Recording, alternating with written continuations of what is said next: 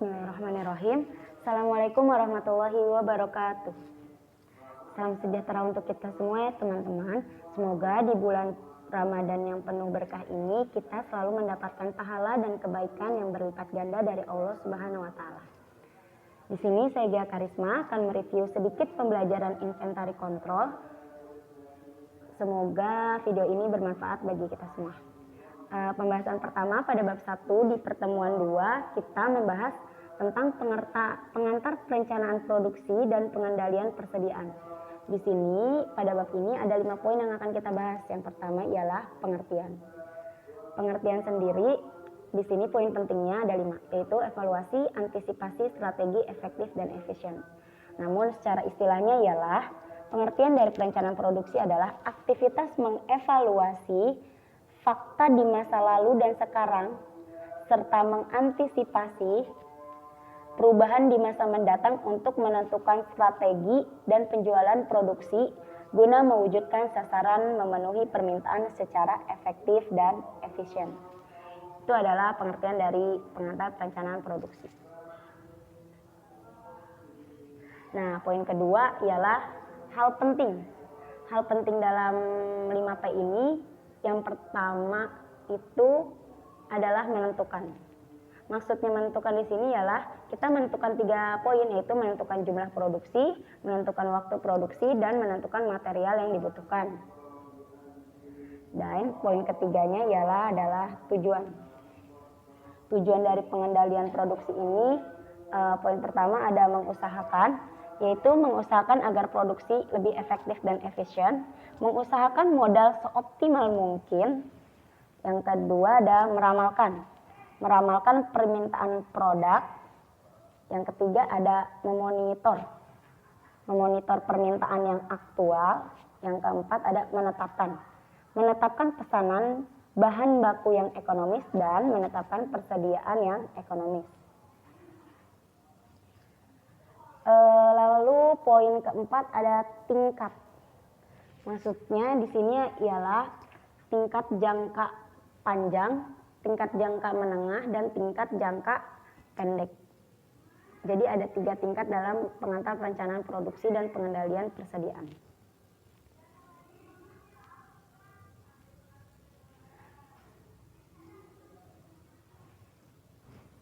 Dan poin terakhir di sini adalah penentu manajemen.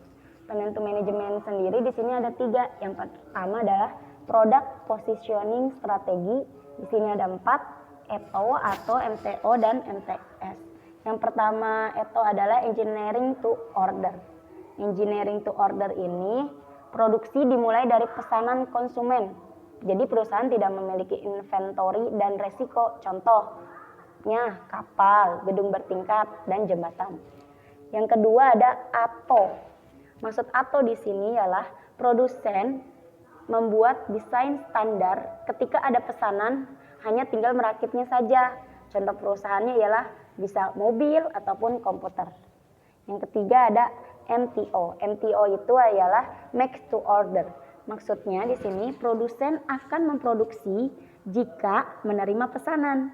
Desain dibuat dan beberapa material dari produk sebelumnya. Contohnya undangan pernikahan, seperti itu. Yang terakhir dari product positioning strategi adalah MTS. Maksudnya MTS di sini adalah make to stock. Produk sebagai persediaan memiliki inventory yang lama. Contohnya pakaian, telepon, dan lain-lain.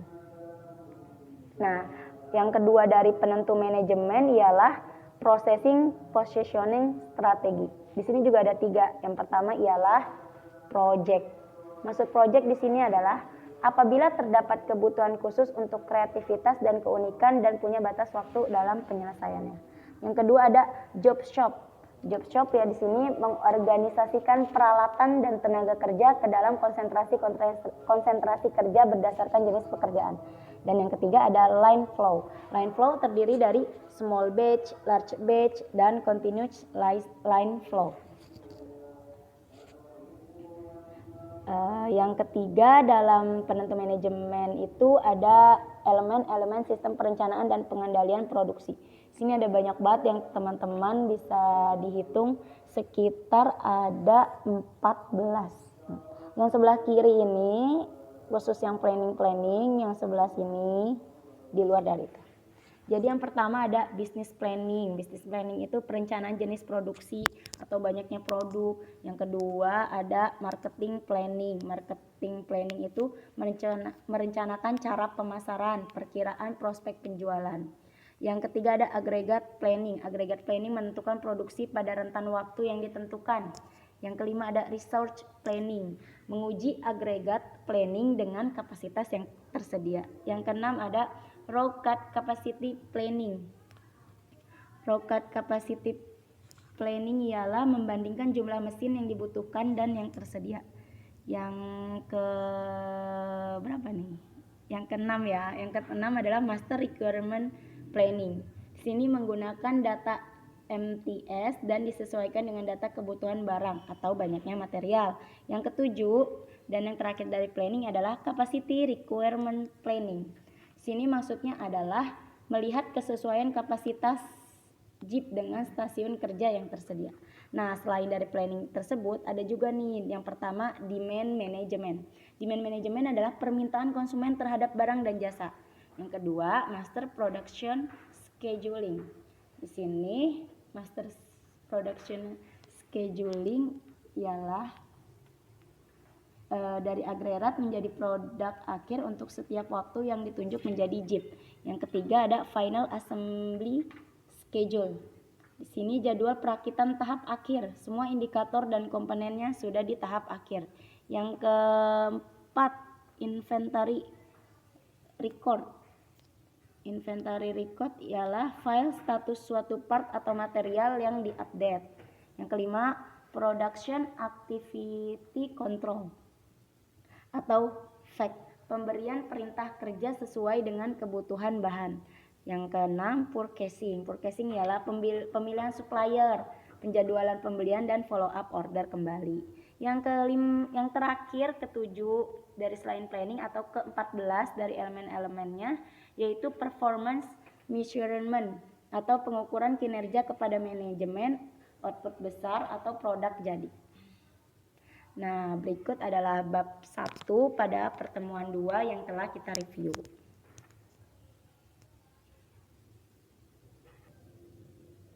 Nah, selanjutnya kita bahas pada bab 2 di pertemuan 3 yaitu peramalan permintaan. Di sini ada 4 poin ya teman-teman. Yang pertama adalah definisi. Definisi poin pentingnya ialah prediksi, proyeksi, estimasi kejadian dan masa depan. Namun secara istilah ialah peramalan adalah prediksi, proyeksi, atau estimasi terjadinya suatu kejadian atau aktivitas yang tidak pasti pada masa depan. Yang kedua ada karakteristik. Karakteristiknya di sini ialah yang pertama adalah fleksibel. Maksudnya fleksibel di sini peramalan selalu salah. Jadi bisa aja fleksibel dan tidak terkejut. Yang kedua adalah waktu dekat. Maksudnya itu peramalan agregat lebih akurat jika diterapkan dalam waktu dekat. Gunakan batas waktu atau lead time yang singkat. Yang ketiga ialah data terdekat. Ini nggak beda jauh sama yang waktu dekat itu ya teman-teman. Jadi data terkini umumnya lebih handal atau data dekat itu biasanya akan lebih akurat nanti hasilnya. Yang keempat ada independent item. Di sini dimaksudkan adalah peramalan dilakukan pada independent item. Penentuan jumlah kebutuhan unsur penyusunnya depend item mengikuti jumlah permintaan produk akhirnya. Di sini ada ketiga. Poin ketiga yang paling penting adalah klasifikasi. Klasifikasi di sini dibagi dua, ada kuantitas dan klasifikasi kualitatif. Klasifikasi kuantitatif yaitu di sini ada projektif dan kasual. Kalau yang kualitatif ada pengumpulan opini. Dalam pengumpulan opini itu ada opini para ahli, ada juga yang langsung ke survei pasar, ada juga yang menggunakan Delphi. Poin keempat dari peramalan permintaan adalah pertimbangan. Nah, maksudnya pertimbangan pemilihan metode peramalan di sini yang pertama dialah harus akurat. Errornya harus sekecil mungkin. Yang kedua, tidak bias, tidak selalu di atas ataupun di bawah nilai aktual. Yang ketiga adalah responsif. Responsif terhadap perubahan dan keadaan yang ada. Yang keempat adalah tidak terpengaruh oleh yang tidak umum. Yang kelima, tepat waktu pastinya, biaya pun harus efektif dan mudah dipahami oleh masyarakat. Berikut tadi adalah bab 2 pada pertemuan 3 di inventory control. Kita lanjut ya teman-teman pada bab 2 pertemuan 4. Di sini bahas yang pertama metode intrinsik, lalu metode ekstrinsik, perhitungan error peramalan, dan yang terakhir adalah data. Langsung aja masuk ke metode intrinsik. Metode intrinsik sendiri ialah pengertiannya metode yang memproyeksi ke depan dengan berupa data historisnya atau data beruntunnya. Peramalannya dilakukan secara efisien dan cocok untuk produk yang bervolume besar. Nah, contoh pada metode intrinsik sendiri ada time series, metode time series. Nah, metode time series ini umumnya digunakan di kalangan masyarakat dan sangat populer. Data ini bentuknya interval dalam waktu diskrit. Waktu pengamatannya dari data sebelum sampai saat ini. Nah, data time series juga dibagi menjadi beberapa bagian, yaitu ada 8. Yang pertama adalah metode naif. Metode naif ialah berdasarkan permintaan periode terakhir. Metode ini sangat sederhana dan tanpa perhitungan. Yang kedua, simple average. Simple average di sini rata-rata aritmatik, yaitu membagi seluruh data historis dibagi dengan periode data sama dengan n. Mudah perhitungannya juga dan cocok untuk data stabil dan tidak ada perubahan pada permintaan stasioner. Yang ketiga, moving average. Moving average di sini merata-rata permintaan aktual sejumlah n periode terakhir. Moving average sendiri merupakan kombinasi antara metode naif dan metode simple average. Dan yang keempat ada metode weighted moving average. Sini memberikan bobot yang sama pada setiap n periode, tapi pada weighting moving average ini bobotnya berbeda. Data baru bobotnya lebih besar. Dan yang kelima ada exponential smoothing. Di sini penjualannya secara individu, mengatasi kendala moving average yang memerlukan memori cukup besar dalam penyimpanan data historis sejumlah n periode. Penyimpanan datanya juga lebih kecil. Yang keenam ada exponential smoothing dengan trend. Exponential smoothing dengan trend di sini formulasi Brown mengatakan double exponential smoothing menggunakan konstanta smoothing alpha. Sedangkan metode Holt dan Winter menggunakan 2 parameter. Dan yang ketujuh ada exponential smoothing dengan musim. Di sini periode permintaan tinggi dan rendah meskipun tahunan namun berlaku untuk panjang periode lainnya. Satu musim adalah sejumlah periode sebelum pola data berulang kembali. Dan yang terakhir dalam metode time series di sini ada exponential smoothing dengan trend dan dengan musim.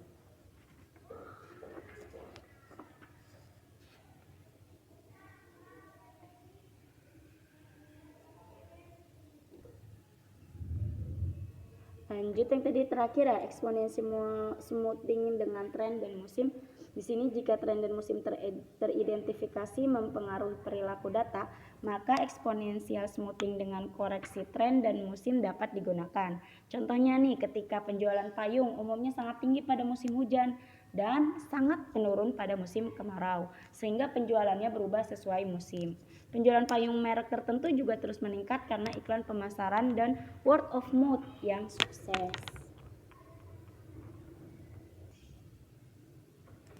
Nah, lanjut ya. Poin keduanya di sini ada metode ekstrinsik. Kalian tahu ya kalau intrinsik sendiri kan biasanya di dalam ya, kalau ekstrinsik ya dari luar. Di sini informasi faktor eksternal pastinya dalam peramalan dari luar perusahaan, seperti contohnya pendapatan nasional bruto, UMR, anggaran promosi, dan lain-lain. Harga. Nah, tapi di sini juga bisa melalui faktor internalnya. Faktor internalnya seperti yang tadi sudah disebutkan, yaitu harga dan anggaran promosi. Lanjut, ketiga dari poin ini ialah perhitungan error peramalan. Di sini ada 6 ya. Perhitungannya itu yang pertama adalah dari mana?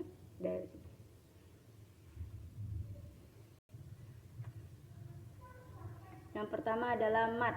MAD di sini adalah mean absolute deviation. Tepat digunakan jika analisa error dilakukan dengan satuan yang sama dengan permintaan aktual. MAD memberikan bobot yang sama pada setiap nilai selisih hasil peramalan dan aktual. Yang kedua ada MSE. Nah, MSE di sini mean square error.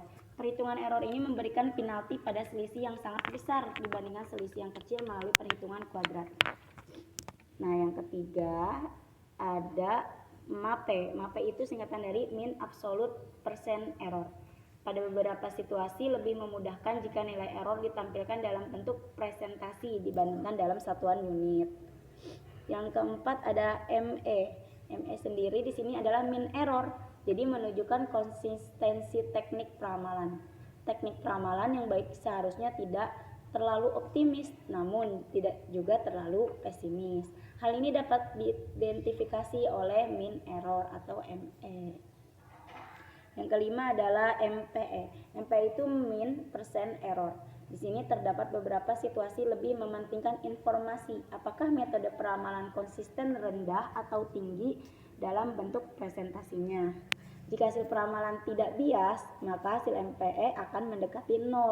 Jika hasil MPE negatif, maka hasil teknik peramalan konsistensi overestimated. Jadi sebaliknya, jika hasil MPE positif, maka hasil teknik peramalan konsistensi underestimated. Yang terakhir ya, atau TS, yaitu tracking signal yang termasuk pada kategori penilaian bias sehingga dapat bernilai negatif ataupun positif. Sesuai dengan namanya, TS berfungsi sebagai alarm atau sinyal. Pada saat nilai TS melebihi nilai batas, maka disitulah terjadi indikasi perlunya diambil tindakan karena ada dugaan hasil peramalan yang bias. Lalu yang keempat kita bahas data.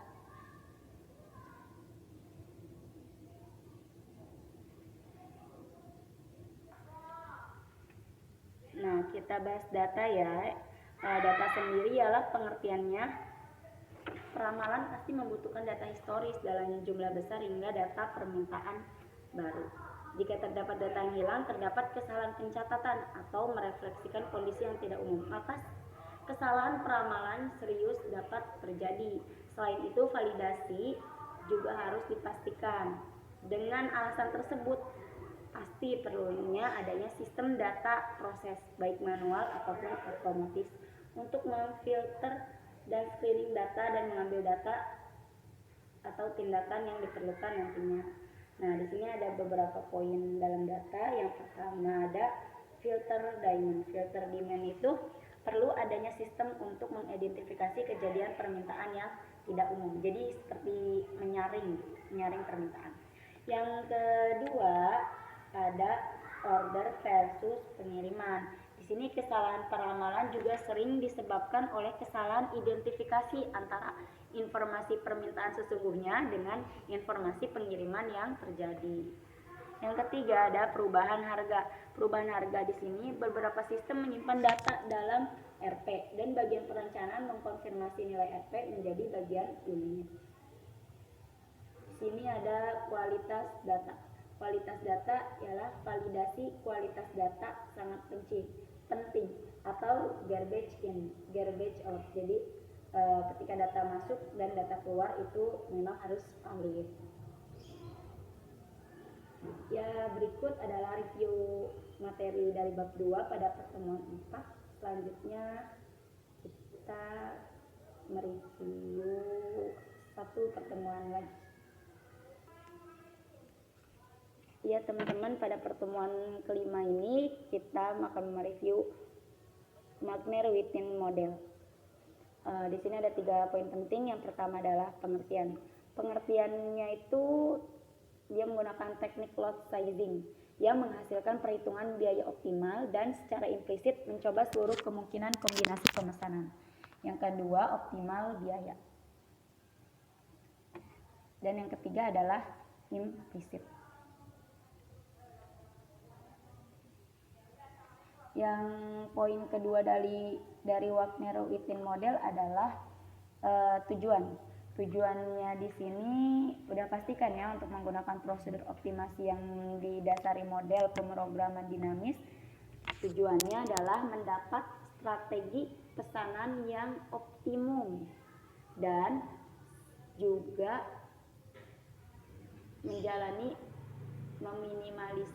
meminimalisasi total ongkos pengadaan dan ongkos simpan yang ada. Dan yang terakhir yaitu algoritma perhitungan ya. Algoritma perhitungan di sini ada 2. Yang pertama menghitung total biaya variabel dan yang kedua menghitung total pemesanan optimum.